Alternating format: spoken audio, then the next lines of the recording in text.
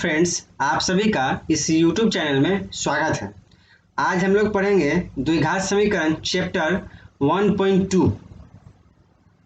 अगर आप इस वीडियो को पहली बार देख रहे हैं तो इस चैनल को सब्सक्राइब कर लीजिए, जिससे कि आपको आने वाले वीडियो का पता लग सके। तो चलिए दोस्तों, हम लोग द्विघात समीकरण को सॉल्व करते हैं। उससे पहले एक बात और जान लें, इस चैप्टर में बेसिकली द्विघात समीकरण को सोल्व करना है, मतलब समाधान करना है। ठीक है, तो थोड़ा सा इसके पीछे का जो कॉन्सेप्ट है वो जान लेते हैं। तो चलिए दोस्तों, कॉन्सेप्ट को जाने।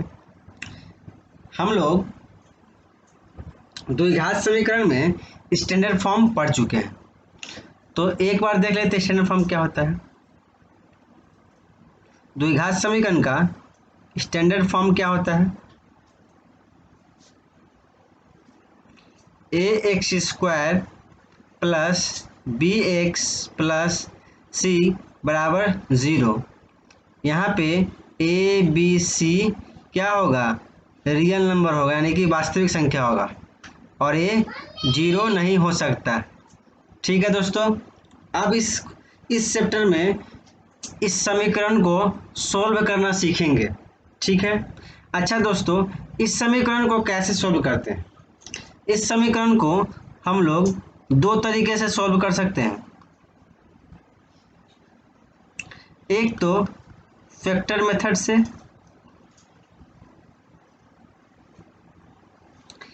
यानी कि गुणनखंड मेथड से इसको सॉल्व कर सकते हैं।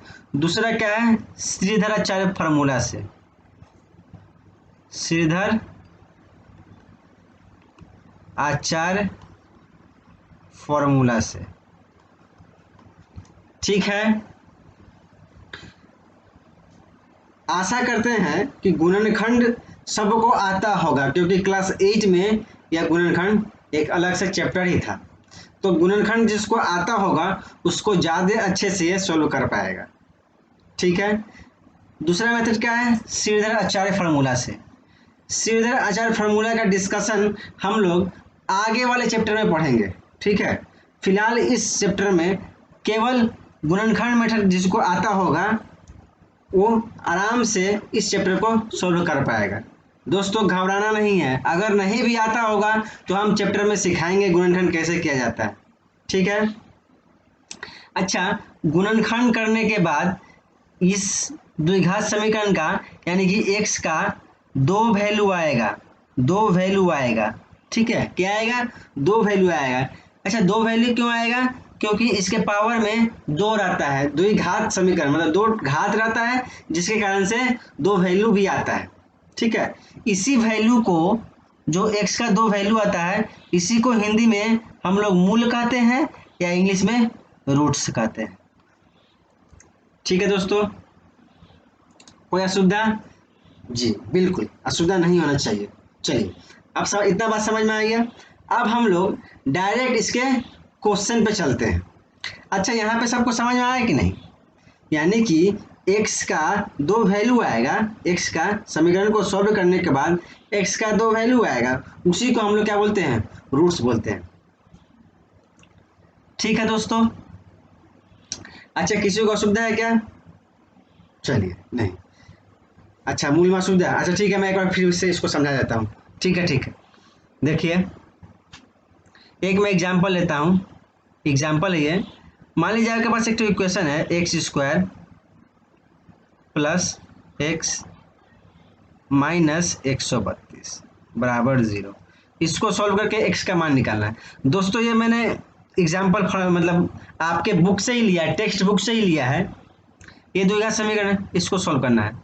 अच्छा देखिए, यहाँ पे एक्स स्क्वायर है, एक्स है, माइनस 132 है। देखिए, इसको फैक्टर मेथड से करेंगे, इसका मिडिल टर्म फैक्टर करेंगे तो 132 को पहले हमको तोड़ना पड़ेगा लसम में। तो 2 छक 12, 2 छक 12, 2 तिहाई 6, 2 तिहाई 6, 11 तिहाई 33। या इसको पहले क्या कर लीजिए आप, 3 से कीजिए। क्या कीजिए? ऐसे। तो इसमें क्या करना पड़ता है, यहाँ पे कुछ नहीं है मतलब एक है, यहाँ पे क्या माइनस है, माइनस 132 है, तो 132 को ऐसे तोड़ना है, गुणनखंड में ऐसे तोड़ना है जो घटा के, क्या घटा के एक आना चाहिए, मतलब यहाँ पे एक है ना, तो इसलिए क्या आना चाहिए, एक आना चाहिए घटा के। तो क्या करेंगे हम, 2 दूना 4 तिहाई 12, यानी कि 12 गुने 11 करेंगे तो मेरा 132 आ जाएगा। अच्छा, दोनों का अंतर कितना, एक, यानी कि 12 को 11 से घटाएंगे तो एक आ जाएगा, है ना। यहाँ पे माइनस का साइन है, इसलिए घटा के, इसलिए घटा के, अगर जोड़ का रहता है तो जोड़ के करते, यानी कि ऐसा कोई संख्या लेंगे जो दोनों को, दो संख्या लेंगे जिसको घटाने पर एक आएगा और गुना करने पर 132 आएगा, तो 11 और 12 हुआ। तो क्या किया, हमको पता चल गया, और एक्स स्क्वायर प्लस एक्स जैसे वैसे लिख दिए। अब क्या घटा के लिखना है ना, तो 12 माइनस 11, यानी कि देखो 12 में से 11 जाएगा, एक बचेगा, यहाँ पे एक है तो एक आएगा, माइनस 132 वैसे रह जाएगा 0। अब क्या होगा दोस्तों, देखो इसको हम तोड़ेंगे, 12x माइनस 11x गुना कर दिए इसको, माइनस 132 बराबर 0। अब देखो इसमें, देखो इसमें x कॉमन है क्या, हाँ क्या कॉमन जा रहा है, x कॉमन है, तो x प्लस 12, इसको गुना कीजिएगा तो ये वाला आ जाएगा, ठीक है। इन दोनों में क्या x कॉमन था, तो x जब कॉमन आएगा तो यहाँ x बचेगा, प्लस में 12 बचेगा। अब जो चीज़ ये आया सेम आंख बंद करके लिख देंगे हम, ठीक है दोस्तों। अब लिख दिए, तो अब इस चीज़ को लाने के लिए कितना से गुना करेंगे, यहाँ पे जो ये आ जाएगा, तो 11 से करना पड़ेगा, नहीं दोस्तों 11 से नहीं, माइनस 11 से, तब ना माइनस प्लस माइनस, माइनस 11 का गुना करेंगे तो माइनस 11 होगा, ठीक है। और देखो माइनस 11 को प्लस 12 से गुना करेंगे तो माइनस का 132 आएगा, ठीक है दोस्तों, बराबर 0 हो गया। अब देखो इन दोनों में, मतलब इन इसमें इसमें क्या कॉमन है, ये कॉमन है, तो x प्लस 12 कॉमन हो गया, ठीक है। क्या बचा है, x माइनस 11, तो इसको हम लिख दिए बराबर 0, ठीक है दोस्तों, कोई असुविधा नहीं। अच्छा, जब भी गुणनखंड में दो चीज 0 के बराबर हो, इसका मतलब क्या होता है, ये भी 0 है, 0 के बराबर है, और ये भी 0 के बराबर है, ठीक है। तो क्या हो जाएगा, x प्लस 2 बराबर क्या हो गया 0, तो x बराबर क्या आ गया, माइनस का 12, ठीक है। अब देखिए और में x माइनस 11 बराबर 0 हुआ ना, तो x बराबर क्या होगा, इधर चला आएगा तो 11, यानी कि इससे पता चल गया हमको, इसलिए x का वैल्यू क्या 2 आया ना, माइनस 12 और 11, तो इसी को तो रूट्स बोलते हैं। तो दोस्तों रूट्स का कंसेप्ट क्लियर हो गया था, ठीक है। यानी कि अगर हम इस इक्वेशन में वो जो रूट आया है, मेरा x का जो वैल्यू आया है, x का जो वैल्यू आया है, दो ठो वैल्यू में से कोई भी वैल्यू बैठाएंगे ना इसमें, तो ये हमारा संतुष्ट हो जाएगा, समीकरण संतुष्ट हो जाएगा, 0 हो जाएगा, ठीक है दोस्तों। जो रूट्स आया है उस रूट्स का वैल्यू अगर x के जगह रखेंगे हम, तो समीकरण क्या होगा, संतुष्ट होकर 0 आ जाएगा। बस यही तो कॉन्सेप्ट था, बस इतना ही कॉन्सेप्ट है, और इस सवाल को सॉल्व कर लेना है। अब चलते हैं हम लोग नेक्स्ट क्वेश्चन की तरफ, डायरेक्ट एक्सरसाइज में चलते हैं दोस्तों। सबसे फर्स्ट क्वेश्चन है, निम्नलिखित में प्रत्येक क्षेत्र में प्रदत्त मान प्रदत्त द्विघात समीकरण के मूल है या नहीं है, जांच करें। इस क्वेश्चन में ये बोला है कि इस समीकरण के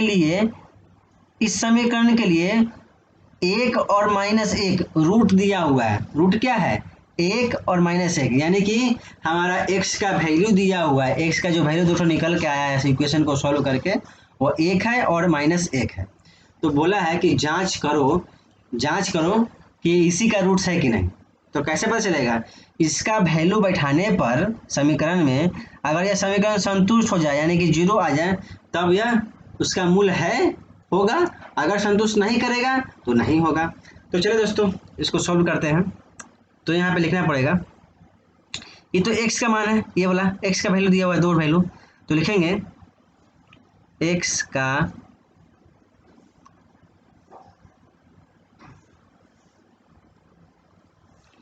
x बराबर 1 समीकरण में रखने पर रख देते x बराबर 1।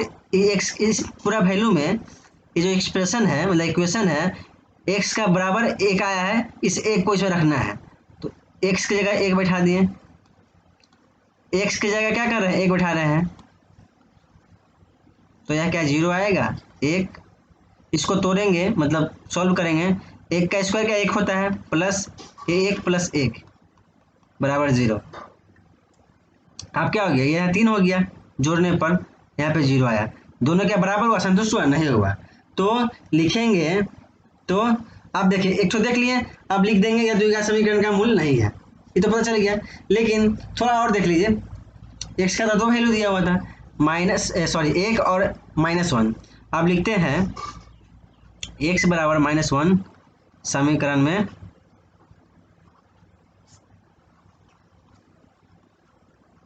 रखने पर, तो रखते हैं -1 का होल स्क्वायर प्लस इस समीकरण में रख रहे हैं बाबू, +1 बराबर 0। देखते हैं संतुष्ट होता है कि नहीं। तो क्या हो गया, ये -1 का स्क्वायर करेंगे तो 1 आएगा, -1 का स्क्वायर करेंगे 1 आएगा। 1 कैसे आएगा देखो, -1 को 2 बार गुना करेंगे -1 से, इसका मतलब ही ना होता है, स्क्वायर का मतलब ही होता है। तो माइनस माइनस प्लस 1 आ गया, तो इसलिए +1 लिख दिए। फिर -1 + 1 बराबर 0, +1 -1 कट गया, 1 बराबर 0। यानी कि यह क्या हो गया, यहाँ भी समीकरण संतुष्ट नहीं किया, तो लिख देंगे यार यह द्विघात समीकरण का मूल नहीं है, समीकरण का मूल नहीं है। ठीक है दोस्तों, ये हमारा आंसर हो गया, एकदम आसान था। अब नेक्स्ट क्वेश्चन की तरफ चलते हैं। हमारा क्वेश्चन है 8x² + 7x बराबर 0। इसका मान मतलब जो इक्वेशन को सॉल्व करके आया है उसका जो मूल दिया हुआ है 0 और -2। तो हम तो पहला क्वेश्चन में समझ गए कि इसके वैल्यू को इसमें रखना है, अगर संतुष्ट हो जाए तो ठीक है, और नहीं तो वह समीकरण बन जाएगा, अच्छा हो जाएगा, वह मूल उसका मूल वो निकल जाएगा। तो क्या करेंगे इसको, x बराबर 0, x बराबर 0, क्योंकि x का भी मान आया हुआ है ना, x बराबर 0 समीकरण में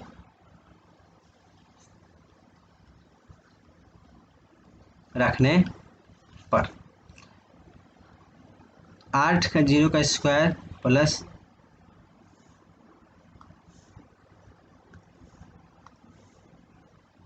7 0, x का 0 रख रहे हैं बराबर 0। तो किसी भी चीज़ को 0 से गुनाएंगे तो 0 ही होगा, यहाँ भी 0 हो गया, प्लस यहाँ भी 0 हो गया, बराबर 0, मतलब 0 बराबर 0। यहाँ पे समीकरण संतुष्ट कर गया, मतलब यह उसका मूल हो सकता है। ठीक है, अभी पूरा रूप से नहीं कर सकते, क्या कि एक तो बाकी है, अभी ये बाकी है, इसको देख लेते हैं।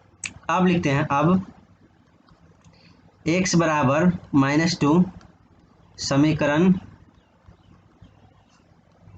में रखने पर, समीकरण में क्या था, 8 -2 का स्क्वायर प्लस 7x था, तो 7x की जगह -2 हो जाएगा बराबर 0। अब देखो दोस्तों, ये -2 का स्क्वायर करेंगे तो प्लस का 4 हो जाएगा, कैसे होगा, -2 गुने -2, स्क्वायर का मतलब क्या होता है, उतना ही से 2 बार गुना हुआ है, तो माइनस माइनस +4, यानी कि 8 चौके 32 हो जाएगा। क्या होगा, 8 चौके 32, प्लस नहीं होगा बाबू, क्योंकि 7 दूना 14 माइनस है ना, प्लस माइनस माइनस हो जाएगा, तो 7 दूना 14 बराबर 0। अब ये क्या, इसे घटाएंगे तो ये 0 आएगा क्या, कदापि नहीं आएगा। क्या आएगा, 32 में 14 के तो 18 आएगा शायद, या 0 के बराबर है नहीं, तो लिख देंगे इसलिए यह द्विघात समीकरण का मूल नहीं है। ठीक है दोस्तों, ये हमारा आंसर।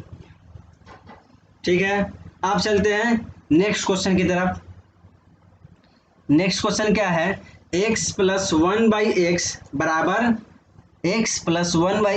13/6। इसका x का दो वैल्यू दिया हुआ है, 5/6 और 4/3। तो हम क्या करेंगे, रख के देखते हैं। x बराबर 5/6 समीकरण में रखने पर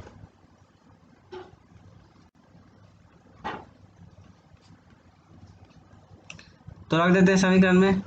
x की जगह 5/6 प्लस 1 x की जगह 5/6 बराबर 13/6। देखिए बराबर आता है कि नहीं। अच्छा, 5/6 तो ऐसे ही रहेगा प्लस यहाँ पे एक, यहाँ पे कुछ नहीं ना, मतलब बट्टा में एक है उसका, तो हम क्या करते, लिखते बट्टा में एक गुने। अच्छा, ये भागा में था, मतलब बट्टा में था तो पूरा भागा में था, अब ऊपर जाएगा तो क्या होगा, पलट जाएगा, तो क्या हो जाएगा 6/5। यहाँ पे कुछ नहीं, मतलब यहाँ पे एक था। ठीक है, ये तो 13/6 है, इक्वल आना होगा हमको। अब क्या होगा देखते हैं, 5/6 प्लस 6/5। ठीक है, अब इसका क्या करेंगे, ये भिन्न का जोड़ आ गया, अब भिन्न का जोड़ कर देंगे। तो कैसे करते हैं, ऐसे बड़ा सा बट्टा लिखते हैं और इसका एलसीएम निकालते हैं। तो 6×5 एलसीएम हो जाएगा। जब दो अलग अलग संख्या रहेगा, ठीक है, जब दो अलग अलग संख्या रहेगा जिसका लसापन ना निकले तो उसका गुणनफल ही लसा हो जाता है। तो 6×5 कर दिए। अच्छा, 30 को भागा देंगे 6 से तो 5 आएगा, उस 5 को ऊपर वाले से गुना करते हैं इस वाले से, तो 50×25 6×25 5, इस 5 को ऊपर वाले से गुना किए 25। इधर सेम कहानी, 30 को 5 से भागा देंगे तो 6 आएगा, उस 6 को ऊपर वाले से गुना करेंगे तो 36 आ गया, बराबर 13/6। अच्छा, इसको करेंगे जोड़ेंगे तो 6×5 = 11, 1 3 3 2 5 1 6 हासिल वाला 30/13/6। ये कभी भी क्या इक्वल होगा, क्या नहीं होगा, तो यह इक्वल नहीं है। तो इसको ऐसे भी कर सकते हैं, ठीक है, इक्वल नहीं है। अब x का मान, अच्छा यहाँ पर जगह ना होने के कारण मैं इधर कर देता हूँ, ठीक है,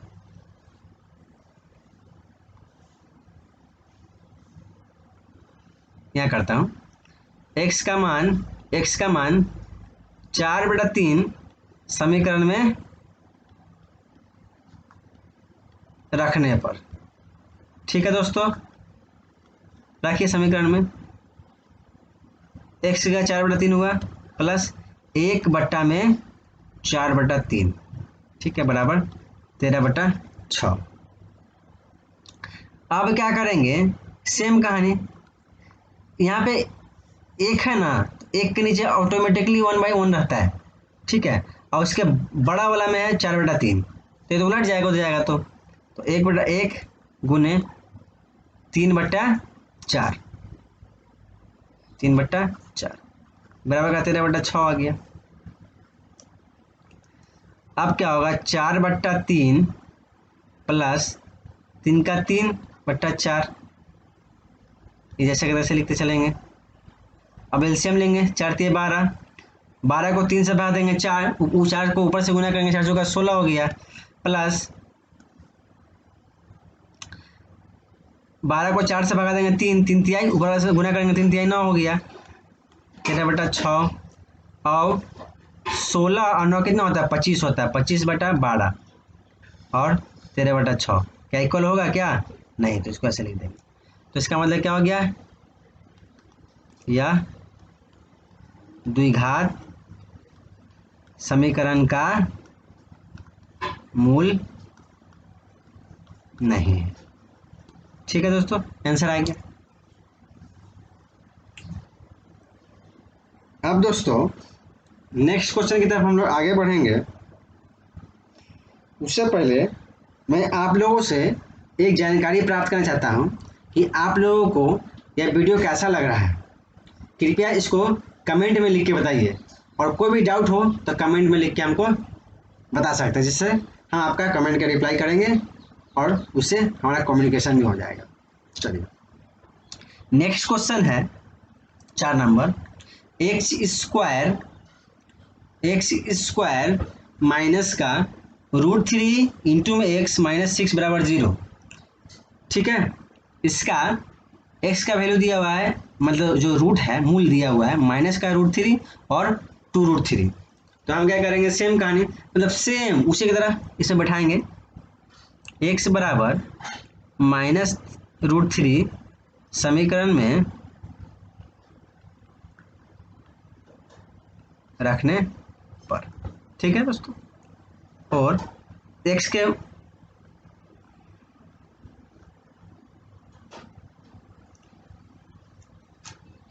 एक्स की जगह माइनस √3 हम इसमें बैठा देंगे। जहाँ जहाँ एक्स है वहाँ वहाँ माइनस √3।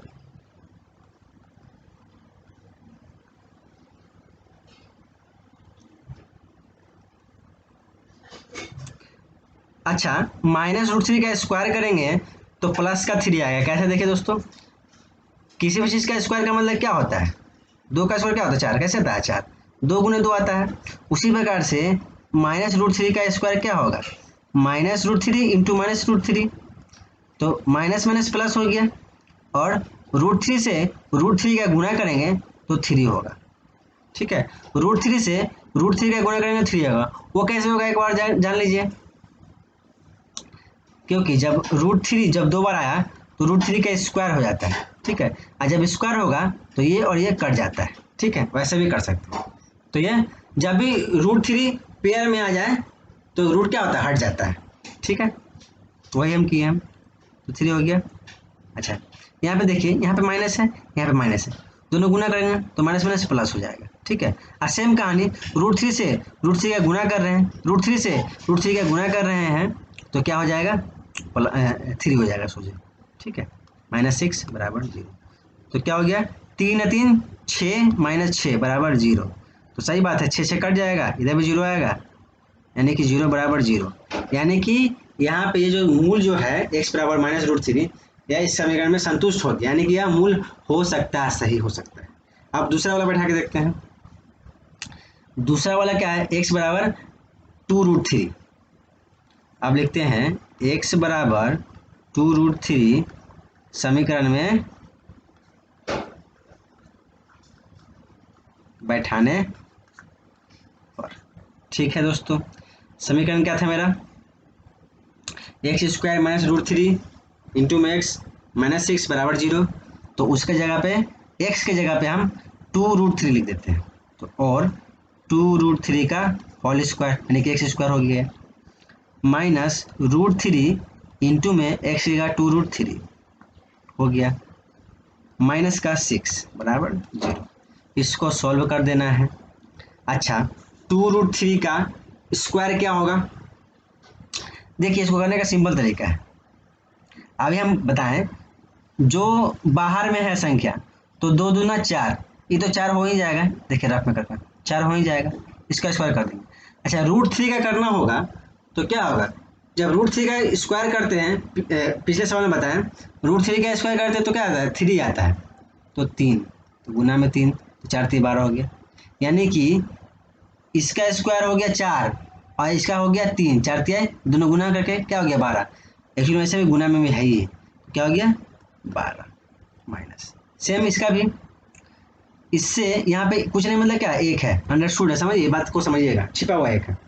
तो उस एक को इस 2 से गुना करेंगे तो 2 होगा।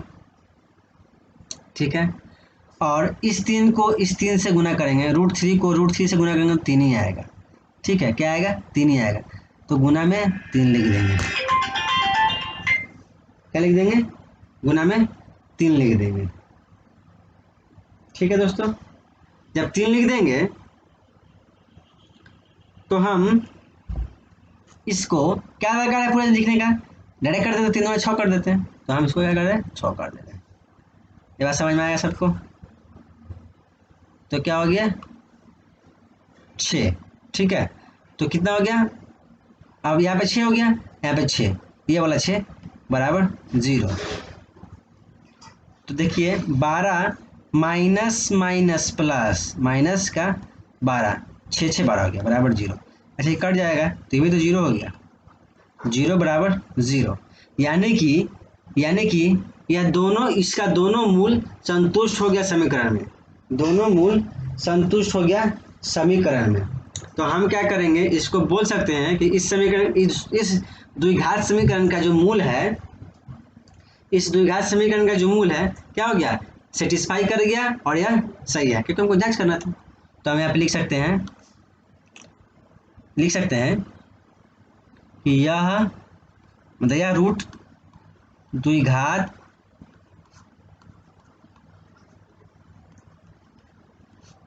समीकरण का मूल है, यह द्विघात समीकरण का मूल है।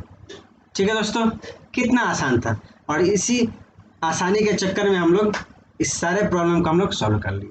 ठीक है, देखिए दोस्तों, सबसे पहले तो होता है हम लोग का जो साइकोलॉजिकल जो प्रेशर होता है ना, उसको ठीक करना। किसी भी सवाल को कभी भी हार्ड नहीं समझना चाहिए। ठीक है, सब सवाल हल्का है हमारे लिए। ठीक है, और आपको भी ऐसे ही सोचना है मेरी तरह, सब सवाल हल्का है। ठीक है, थोड़ा सा इधर उधर होगा लेकिन सवाल बन जाएगा। ठीक है दोस्तों, और आपको ये मैं बार बार बताता हूँ कि आप गलती कीजिए, सवाल को बनाइए, गलत बनाइए, सवाल को कीजिए और गलत बना दीजिए। जो गलती करेगा वही एक दिन सही करेगा, इस बात को हमेशा गांठ बांध लीजिएगा। जो बच्चा गलती करेगा सवाल में, जो गलती कर करके बनाएगा, वो एक दिन सवाल को जरूर सही बना देगा। इसलिए प्रयास करते रहिए दोस्तों, प्रयास करते रहिए, प्रयास कीजिए, प्रयास करते करते करते करते आपका सवाल एकदम सही बनना स्टार्ट हो जाएगा। ठीक है दोस्तों, प्रयास करने से पीछे मत हटिए। ठीक है, आज के लिए इतना ही दोस्तों, आगे के वीडियो का इंतजार कीजिए। चलिए बाय।